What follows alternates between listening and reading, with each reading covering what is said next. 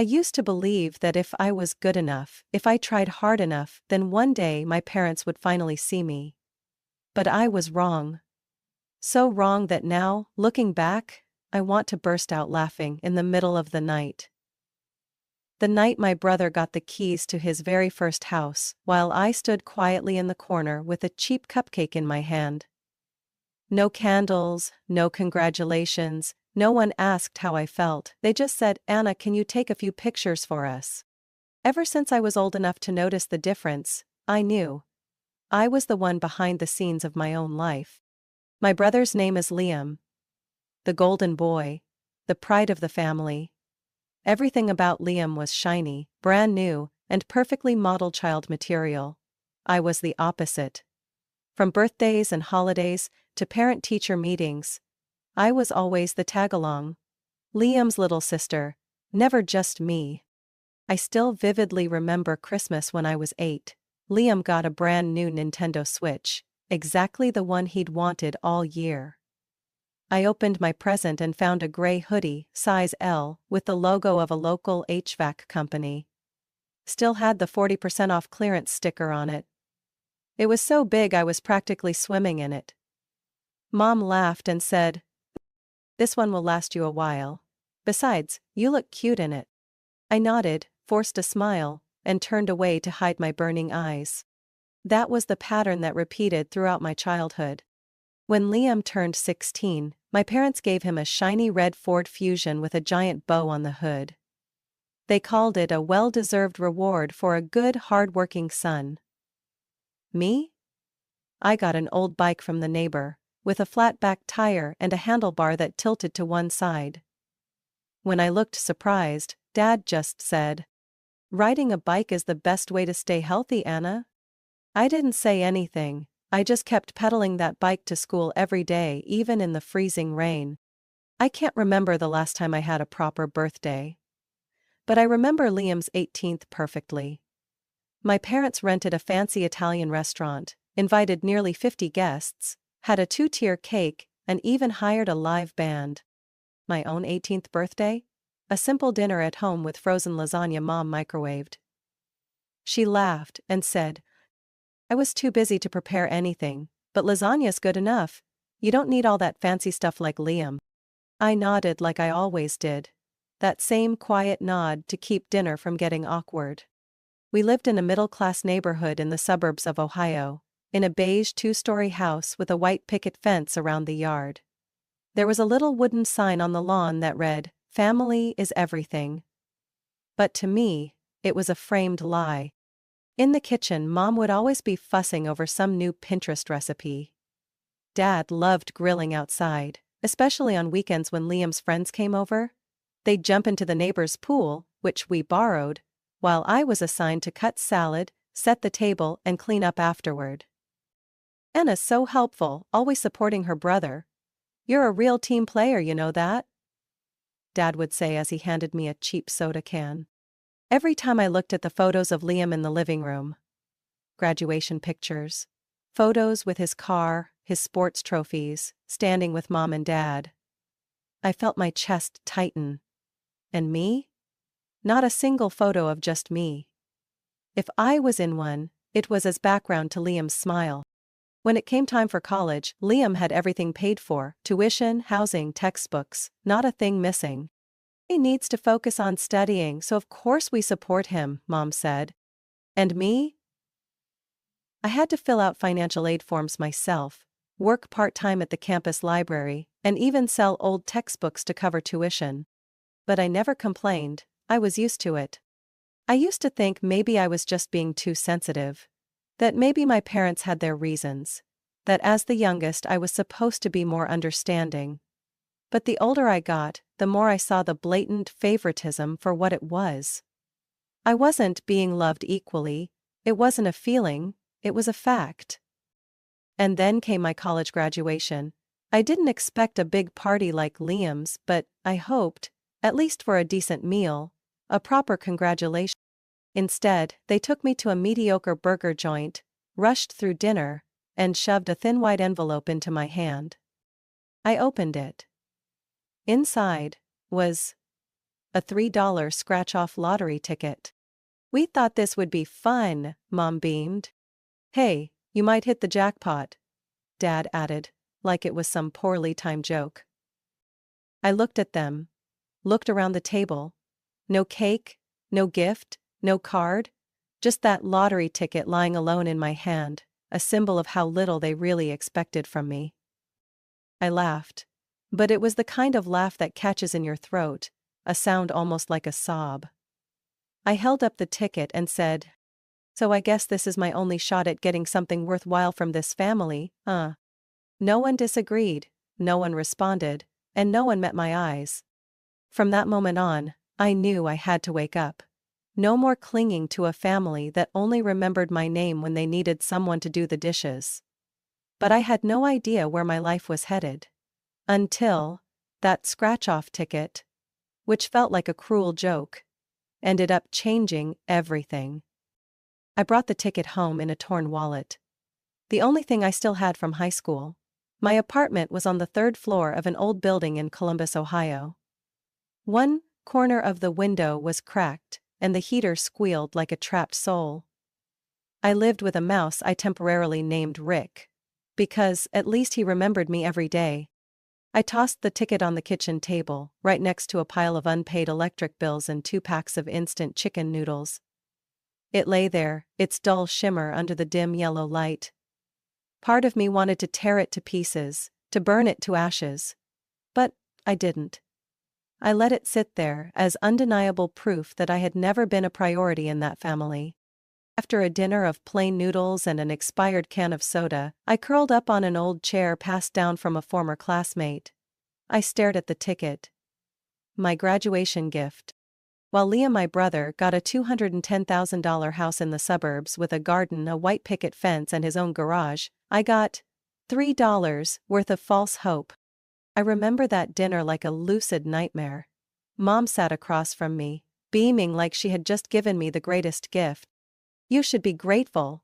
Who knows, maybe you'll become a millionaire," she said, stuffing extra ketchup packets into my bag like they were bonus gifts.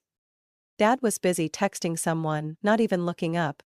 "We had to borrow more money to help Liam buy that house. You should understand," he said flatly, when I asked if they could help pay off some of my student loans. I let out a dry laugh, a hollow sound that chilled even me. After that day, I wasn't just the shadow in the family anymore. I was the one who disappeared. From every dinner, every family group chat, every birthday call. I got a full-time job at a local marketing firm, writing content for small businesses. In the morning, I wrote ads for cleaning services, nail salons, and Italian restaurants. At night, I picked up shifts at a late-night diner serving burgers, cleaning tables, and enduring awkward flirting from drunk customers. Every day, I walked 4 blocks back to my apartment. A place where no one was waiting for me. But at least it was mine. Not Liam's. Not my parents'. Friends used to ask why I didn't cut them off completely. Honestly, I didn't know. Maybe somewhere deep inside, I still held onto a sliver of hope that one day, Mom would knock on my door, hug me tight and say, "I'm sorry, Anna. I was wrong." But that never happened. Instead, the only thing I got from her were forwarded emails with titles like, "10 Signs You're a Selfish Person," or, "Family is Everything, Appreciate Them Before It's Too Late." I didn't reply. I just hit delete and went back to my unpaid bills. Liam still sent the occasional message like, "Can you help me move some patio chairs this weekend?"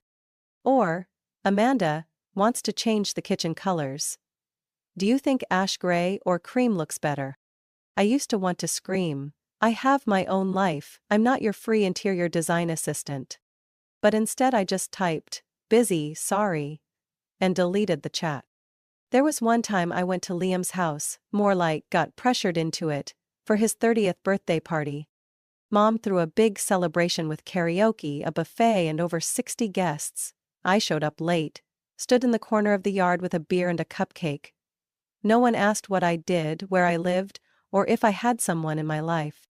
I was background, a decoration no one noticed. That night, I went home and lay on my old mattress, staring at the peeling ceiling. How far had I come from where I started? The answer? Not far enough. I cleaned my kitchen one boring Sunday night, swept the floor, scrubbed the sink, tossed out old newspapers, and then I found the lottery ticket again. It was buried in a drawer next to a rusty pair of scissors and a ripped roll of tape. I picked it up. The silver coating was still intact. I stared at it so long I lost track of time.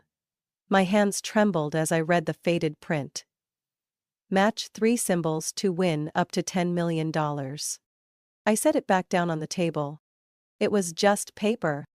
But somehow, it felt as heavy as all the anger I'd been carrying. I didn't scratch it, I left it alone. Because if I scratched it and didn't win anything, then all I'd be left with was the truth. I was still that same forgotten, broke, left behind Anna. But if I left it untouched, I still had a shred of illusion, a chance however slim, that life could change. Sometimes, a dream is worth more than a broken reality. I went to bed with the tickets still on the table like a dagger under my pillow. I dreamed I walked into Liam's living room, held up the ticket, and said, "I won, you don't get to look down on me anymore." And then I laughed in my dream. Laughed so hard it hurt. The next morning, I woke up at 5:30 as usual, made cheap coffee, put on my second-hand coat, and headed out to the bus stop.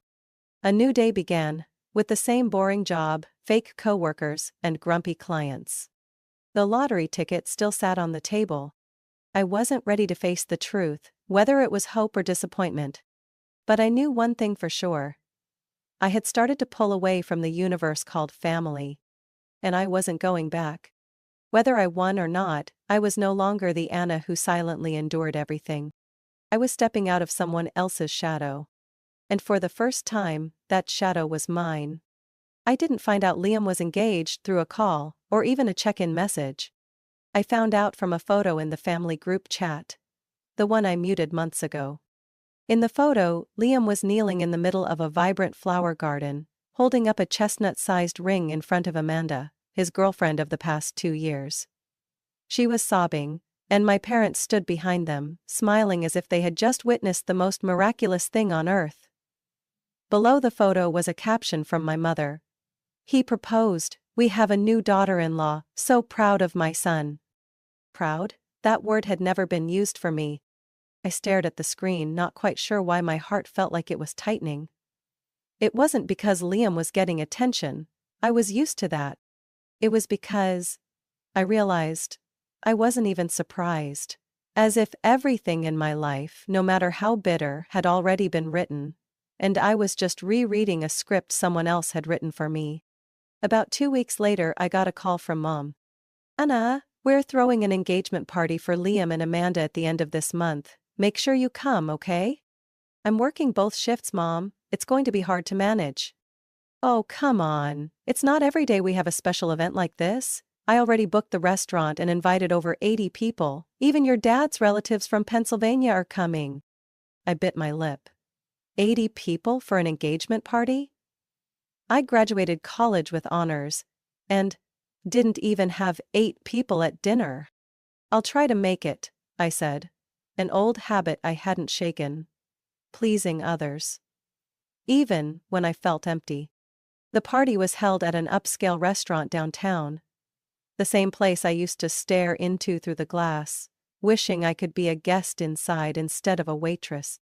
That day, I wore a plum-colored dress I bought on sale last season, tied my hair back neatly, and slipped on a pair of heels with worn-out soles. As I stepped in, the room filled with soft jazz music, warm golden lights, and cheerful faces chatting away. I felt like a background character who had walked into the wrong scene. Liam stood in the center of the room, holding Amanda in his arms. Both wore white, like a royal couple about to ascend the throne. My parents stood beside them, champagne flutes in hand, their smiles never leaving their faces. No one noticed I had arrived, not a single person. I made my way around the room, poured myself a glass of water, and found a quiet corner to sit in. Every conversation around me shared the same theme. Liam's doing so well. Amanda is such a sweetheart. The wedding will be absolutely magical. a cousin sitting nearby whispered to someone next to her.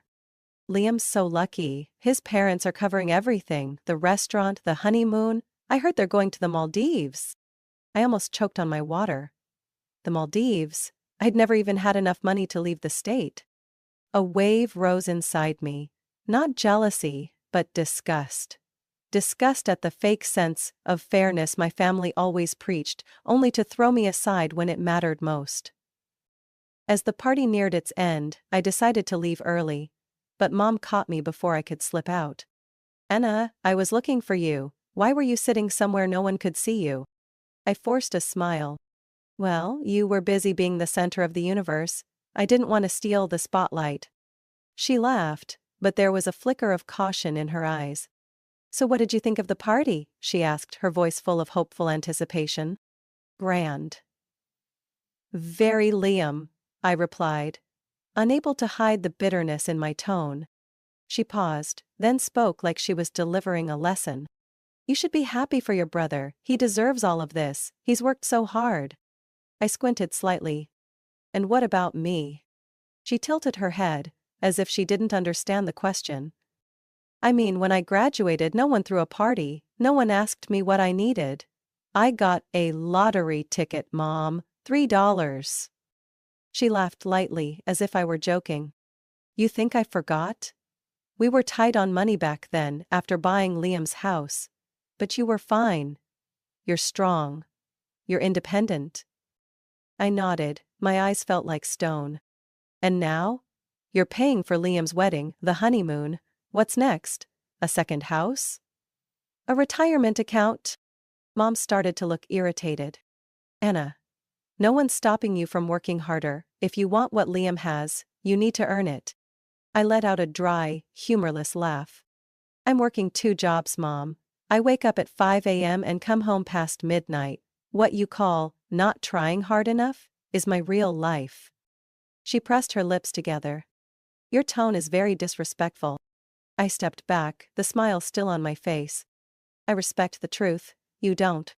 I turned and walked away, leaving my mother standing there amid the music and clinking glasses, just as out of place as I had been when I arrived. On the way home, I pulled over at a quiet gas station, wondering how far I had really come, and whether I could ever turn back. I thought about the lottery ticket still lying in the kitchen drawer. I had never scratched it. It was still intact, like a line drawn between forever broke and change your destiny. I looked up at the night sky. No stars, just flickering streetlights like tired heartbeats. But somewhere inside me something broke. Not with pain, but with release. I didn't need a party. I didn't need congratulations. I didn't need validation from a family that had never truly seen me. I needed myself. I don't know what made me pick up that lottery ticket that day. Maybe it was the urge to end it all. To break free from the joke called family. Or maybe it was just a random impulse on a gray day without sunlight. That day was a Saturday. I had just gotten home after a 10-hour shift at the diner. The smell of grease clung to my hair. My hands were burning from the industrial dish soap. The apartment was so quiet I could hear my own heartbeat. I opened the kitchen drawer, the one where I kept everything I didn't want to see. Unpaid bills, junk mail, single socks without a pair, and that lottery ticket. I stared at it like I was facing an old wound that hadn't healed.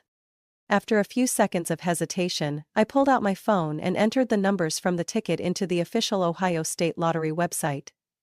The screen lit up. I typed in each number, my hands trembling like I was holding a knife. 8, 15, 27, 34, 42, 56. I hit the check button. Waited. My heart pounded so hard it felt like it might burst. The result appeared in just 2 seconds, but to me, time stopped. "Congratulations, you've won the jackpot, $195 million. I didn't scream, I didn't jump. I just stood there, staring at the screen like someone who couldn't believe they were still alive. After a few seconds, I sank to the floor, my back against the cabinet, hands on my head, trying to breathe, so I wouldn't pass out. A laugh slipped out of my mouth, dry, twisted. A $3 ticket. And I had just become a millionaire. I didn't tell anyone.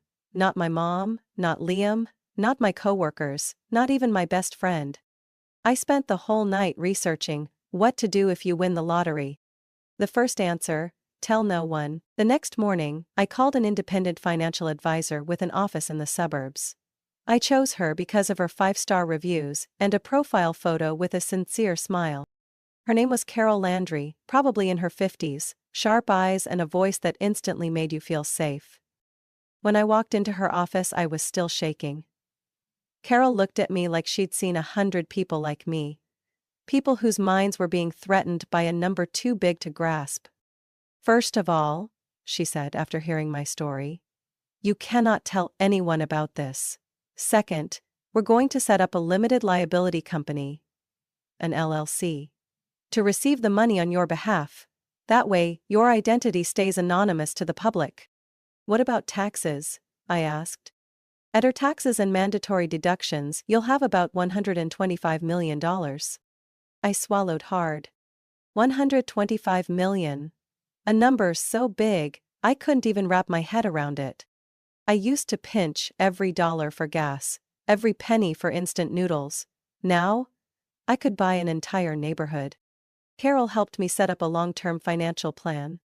We opened secure investment accounts, created some savings holdings, and, most importantly, I wasn't allowed to spend extravagantly for at least 6 months. I followed every word she said like an obedient student. She also told me to avoid doing anything that would draw attention. I nodded. I knew better than anyone.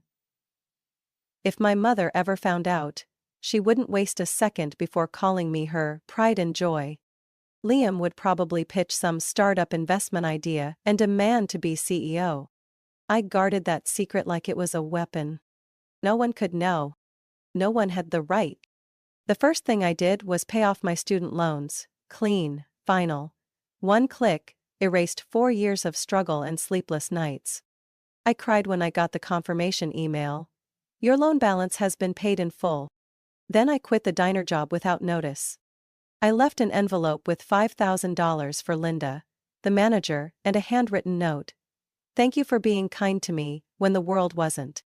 I bought a black Audi Q5, leather interior, nothing flashy but incredibly refined. When I sat behind the wheel, I felt like a different person. No longer the girl hunched over dirty dishes, but someone in control of her own life. I still went to work at the marketing company, but I didn't tell anyone about the change. I moved out of my old apartment and rented a small villa in the western suburbs. White walls, stone-paved porch, a garden full of lavender. I didn't throw parties, didn't post on social media, didn't share a single bragging photo. I just sat on the balcony each morning with a hot cup of coffee, listening to the birds and the wind rustling through the trees. Freedom, it was real. I opened a new bank account, reset everything to be more private. All of it was done in silence. My family had no idea. They still thought I was living in some rundown apartment, struggling with 2 jobs. And I let them believe that. Because I didn't need them. I didn't need pitying looks or hypocritical advice. One afternoon when Liam texted, "Hey, are you free to help me pick a sofa for the new living room?" I looked at the screen and turned off my phone. No reply, no apology. I was no longer the same Anna, the girl sitting quietly at someone else's party, holding a glass of water and forcing a smile. I was me. A woman who had learned the most valuable lesson: never wait for others to recognize your worth. Create it and protect it. But I also knew, every secret has an expiration date. And when my family found out I was no longer poor Anna, the storm would come. I was ready. And I swore, this time, I wouldn't back down. I knew they would come back. Not because they missed me. Not because they loved me. But because they smelled money. It all started with a random Facebook post from an old friend. In the photo, I was standing next to my new Aldi, holding a coffee cup outside a fancy cafe in the suburbs. I didn't tag anyone, didn't comment, didn't share. But algorithms don't keep secrets. And my mom never missed a chance to snoop. 3 days later she called. Anna, how have you been lately? I heard you moved. Got a new car, huh? I almost choked on my coffee. Her voice was unusually sweet, the kind of soft that only appeared when she wanted something. It's nothing special, Mom, I just moved somewhere quieter. Oh, I also heard it's close to Liam's place. What a coincidence, huh? I stayed silent. She kept laughing. How about you come over for dinner this Sunday? The whole family misses you. I said yes. Not because I wanted to see them, but because I wanted to see what roles they'd play. Liam's house hadn't changed much. Neatly trimmed lawn, yellow fairy lights along the porch, and that suffocatingly sweet air freshener smell. I walked in, carrying a bottle of wine. Just expensive enough not to be looked down on, just cheap enough not to be flashy. Anna, you look so different, my mom exclaimed, hugging me like we had just reunited after a world war. Liam came out from the kitchen wearing a white polo, smiling like nothing had ever happened between us. There she is, check out the new sofa, what do you think? I nodded. Looks big. We sat down at the table. My dad was carving roast beef, watching me like a tax inspector eyeing his biggest case yet. Dinner passed with dull stories about the upcoming wedding, tablecloth colors, outdoor photo locations, and how the budget keeps growing. I ate in silence, forcing down tough steak, trying not to lose my temper. I knew the punch was coming. It just hadn't landed yet. It wasn't until the third dinner I agreed to that they finally got to the point. My mom ladled more soup into my bowl, her gaze as sweet as burnt sugar. Anna, I'm really so proud that you've settled down. New car, new place, living independently. That's what I always hoped for you. I nearly laughed. Hoped? She once gave me a clearance hoodie for my birthday. Thanks, Mom, I said flatly. Liam cleared his throat, then slid a stack of papers across the table toward me. We're planning to expand the house a little. Amanda wants her own yoga room, and I could use a bigger garage for another car, you know? Making space for family. I flipped through it. Floor plans. Construction cost breakdown. Total, $78,000.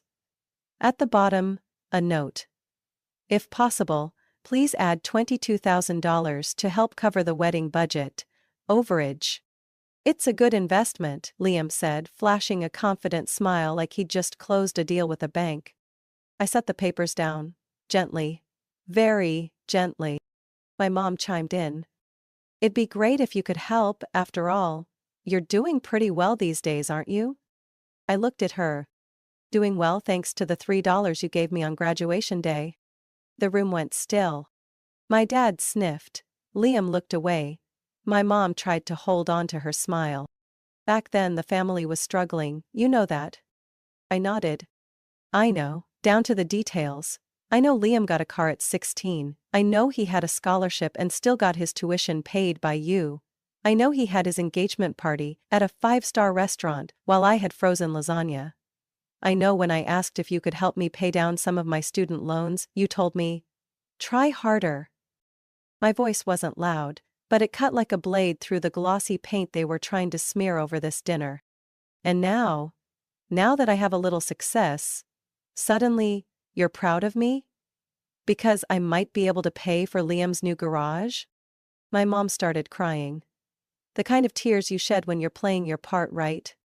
Anna, I just want us to be close again. I know I made mistakes. But you can't live your whole life in resentment. I stood up, pushing the chair back.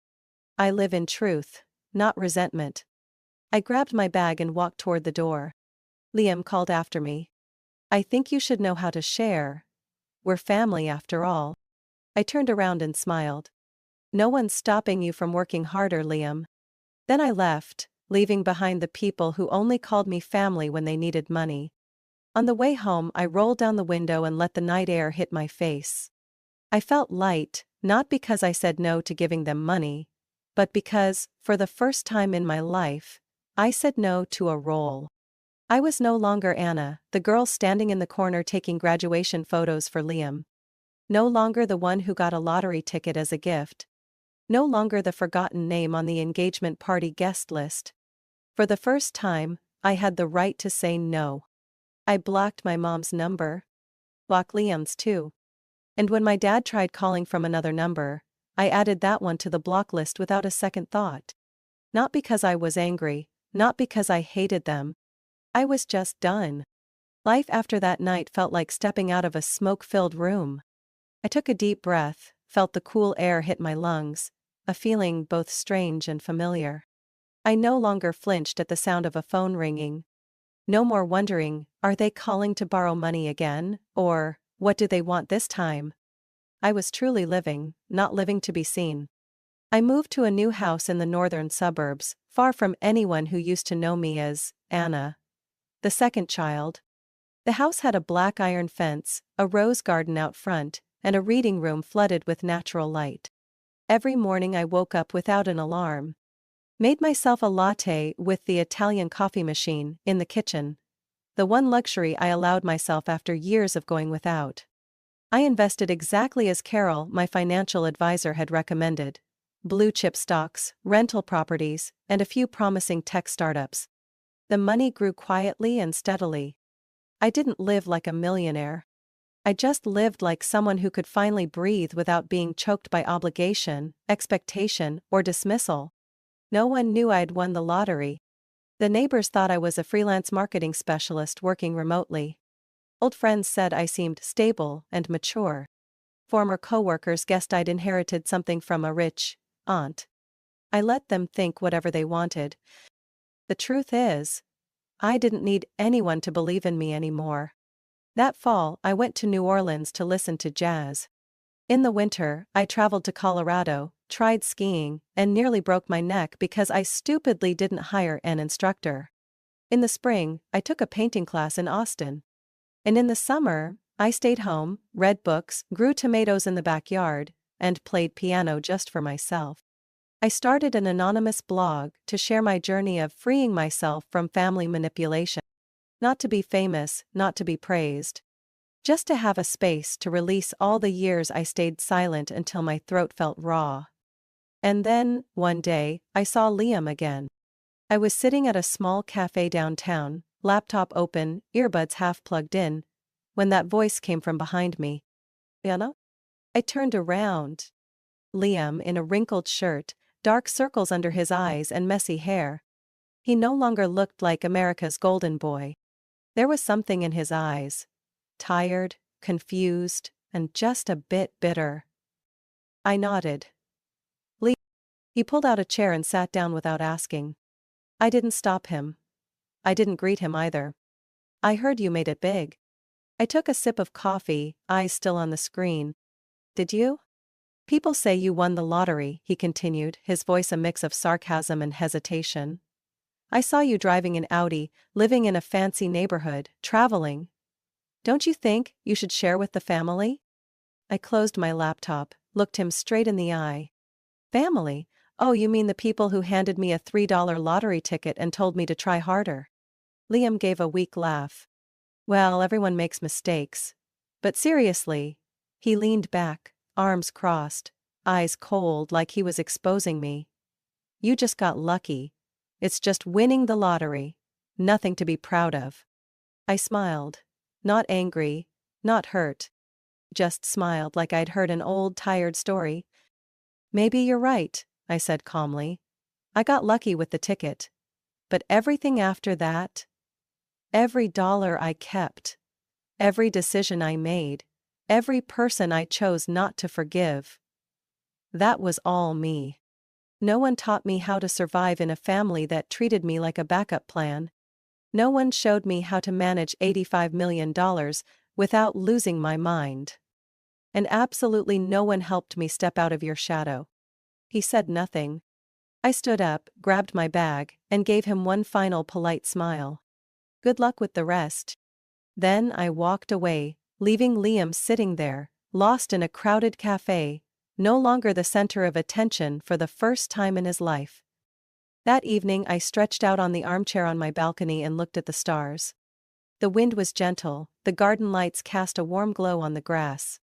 I played a soft jazz track, poured a glass of white wine, leaned back, and smiled. Well, I didn't need them anymore.